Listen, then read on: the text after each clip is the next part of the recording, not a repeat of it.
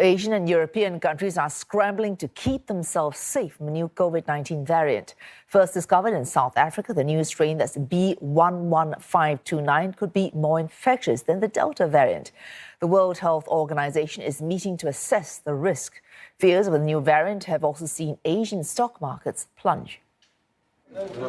Fresh alarm worldwide as scientists investigate a new COVID-19 variant first detected in South Africa. Singapore and Japan will restrict visitors from South Africa and neighboring countries, while India has put states on alert and has called for more rigorous testing. Britain has banned all flights from several southern African countries. The European Union, which is battling new Delta outbreaks, is also planning to stop air travel from the region. Scientists in South Africa have blamed the new variant for a recent surge in infections. First detected in the country's most populous province of Gauteng, it has spread rapidly among younger people. If you look at this particular variant, it has characteristics and it has mutations of all the other 4 variants of concern. So it looks like, on the face of it, that this variant has the 2 characteristics we've been most concerned about, which is high transmissibility and some level of immune escape. The strain has already been detected in Botswana and as far away as Hong Kong, where a 36-year-old man who arrived from South Africa tested positive.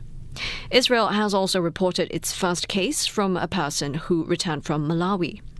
Health authorities say it's possible the new strain has already spread even more widely. The WHO meeting is underway to assess the new coronavirus variant. Ollie Barrett joins us live. Now, Ollie, the WHO is cautioning against the travel curbs that have been imposed today.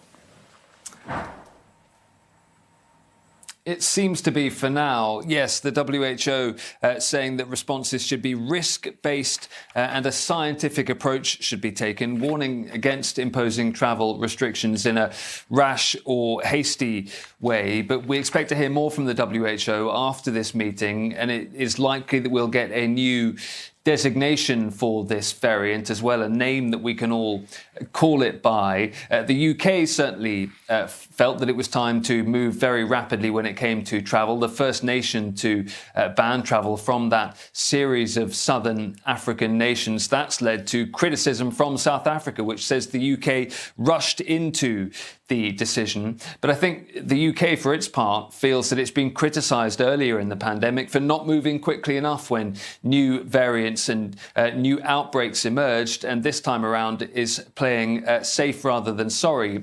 One thing to bear in mind with regards to the timeline to all of this, the UK Transport Secretary Grant Shapps is saying that the decision on South Africa and those other nations will be reviewed in 3 weeks' time. But he says even in 3 weeks' time, we might not yet know exactly how much this new variant might be resistant to vaccines or how much more transmissible it might be. So that raises the prospect of these travel restrictions lasting longer than 3 weeks on what is, when it comes to South Africa, a very busy route indeed.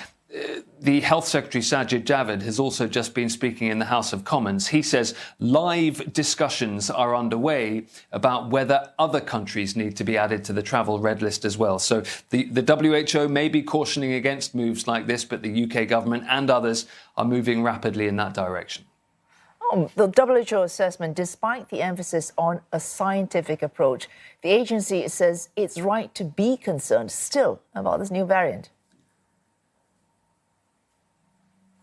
Yes, and there is just huge uncertainty at this point, and that's also being reflected by officials here in the UK who say they believe this could be the most concerning variant we've seen so far, but they can't really confirm that yet. As I say, that period of several weeks where UK officials say what needs to happen is a culture has to be taken from this new variant and grown, and once you have that culture, you can then test it against vaccines that are in use all around the world. So we're really some way off knowing exactly whether this new variant might have vaccine escape. But that is one of the reasons that there is so much concern, the potential for vaccine escape and the potential for greater transmissibility. UK Health Secretary Sajid Javid has been questioned in the House of Commons just now about whether there is any information so far about whether this new variant might cause more severe symptoms or more severe disease than previous variants that we've seen. And he said there is no information on that just yet. So there is, as I say, a huge amount of uncertainty, and that's part of the reason that so many countries are now exercising caution. Oh, thanks for that. Ollie Barrett in London.